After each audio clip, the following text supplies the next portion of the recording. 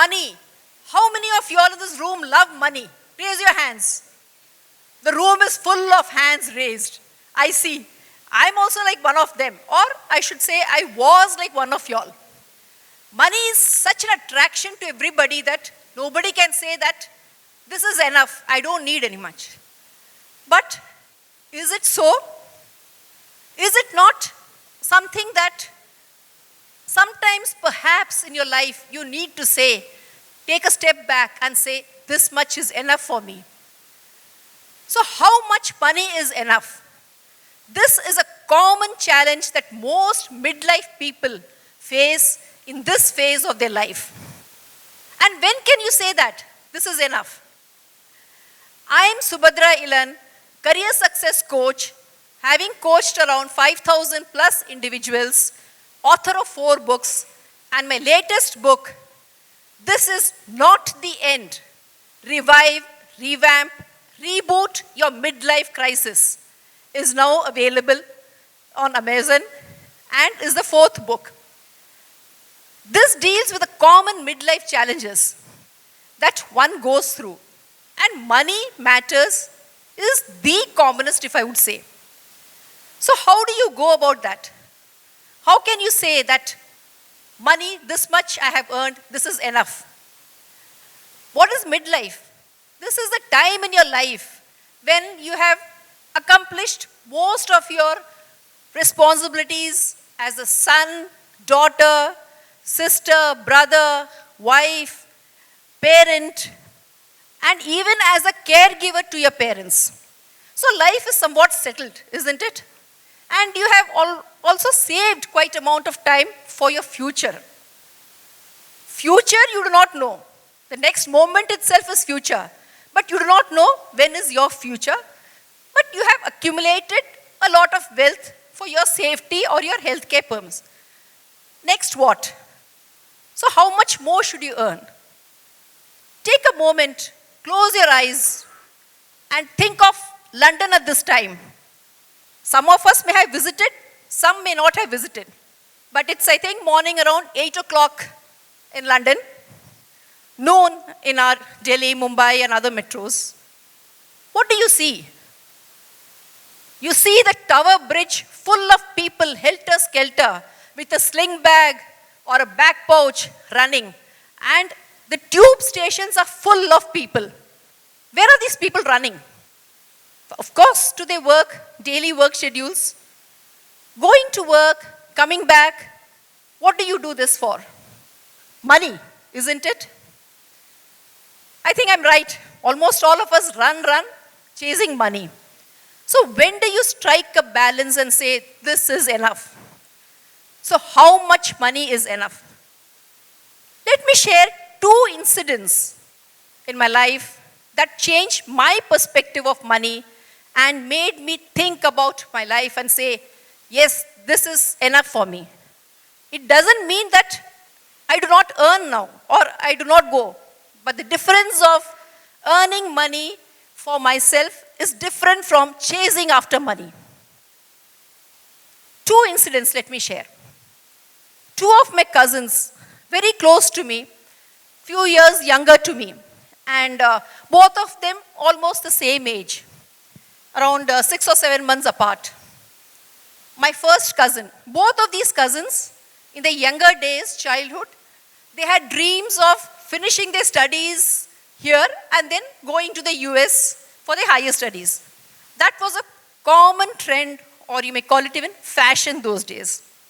So both of them, the dreams and aspirations were studying in the US. Both did the engineering studies. Let me take the example first of my first cousin.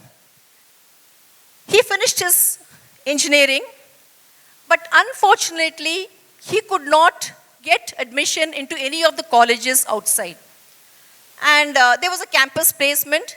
He was picked up by one of the top automobile companies in the country, and he started working there. He started loving his job. During the course of his years, he started switching careers in different companies in India. And his career ladder also rose. He had a daughter. What do generally Indian parents see? If their dreams are not fulfilled, then they would like to see their children fulfill their dreams. So from a young age, he started instilling the factor in his daughter that you finish your studies, US is so good, you should go to the US for higher studies. And slowly, she also started looking at it. She was a very bright, intelligent girl. She also finally did her graduation in engineering, finished her BTech, and started applying to the colleges in the US. In this long run, my cousin had around a couple of houses in Chennai, 2-3 houses in Hosur, Bangalore. He had traveled throughout India.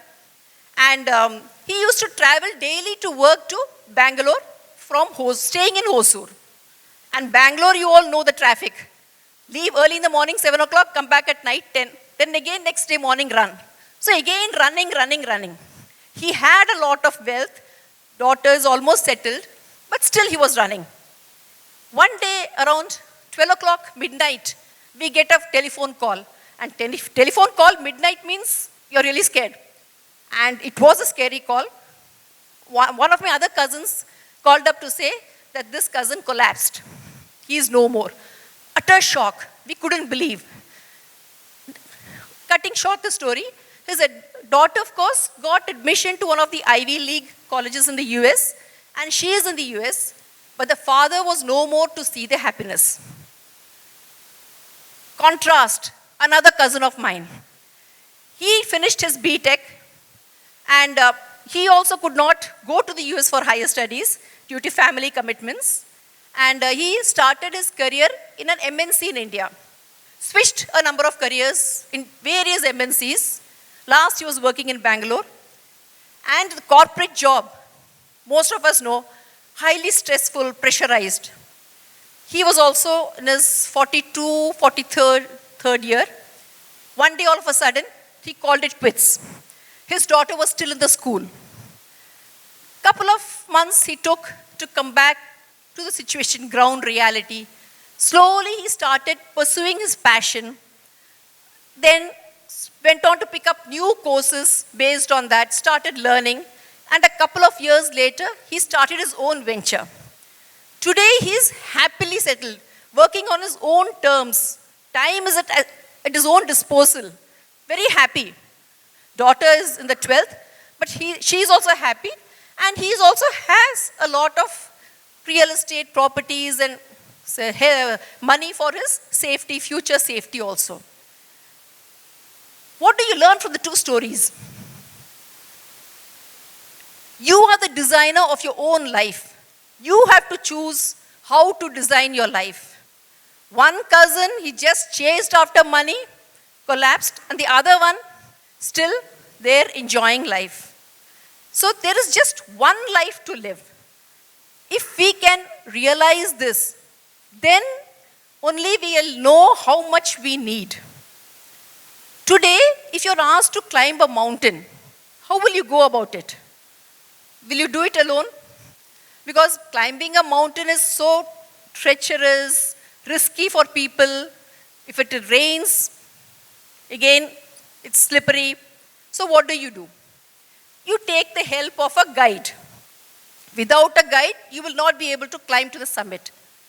Similarly, you may not be an expert on your finances. You will know how much you need, what are your priorities, but you will not know how to decide which one to choose. For some people, okay, you have saved money, you have this much. Then you should know what are your wants and your needs. Today, sitting here, if you think of a shiny sports car outside and you want to own it, what is it called? Is it a want or a need? Most of us have cars now. So you need to first differentiate between your wants and your needs. Needs are which are necessary for survival. You need food, shelter, good clothing, the same lifestyle that you're living. What more do you need? And a little bit of safety for your health, even if you've taken insurance and all that. So this is what are the needs. And you already have a car. Then why choose that car? That is a desire, isn't it? And for different people, there are different priorities in life. You may want life to spend time with your family, going out on holiday. So you need to take out some amount of your savings into that. So who is the right person to guide you? It's your financial advisor. Having a financial advisor by your side will help them create a personalized roadmap for you to handle your finances. To sum it up, I would say, there is just one life to live. We are all chasing money, but how much is enough? This is one of the common challenges, and I have crossed this, and I'm sure that you all also will do. If not, you can read my book. This is not the end. Revive, reboot your midlife crisis. I would like to end up by saying, midlife is not the end. It is a powerful new beginning. Thank you.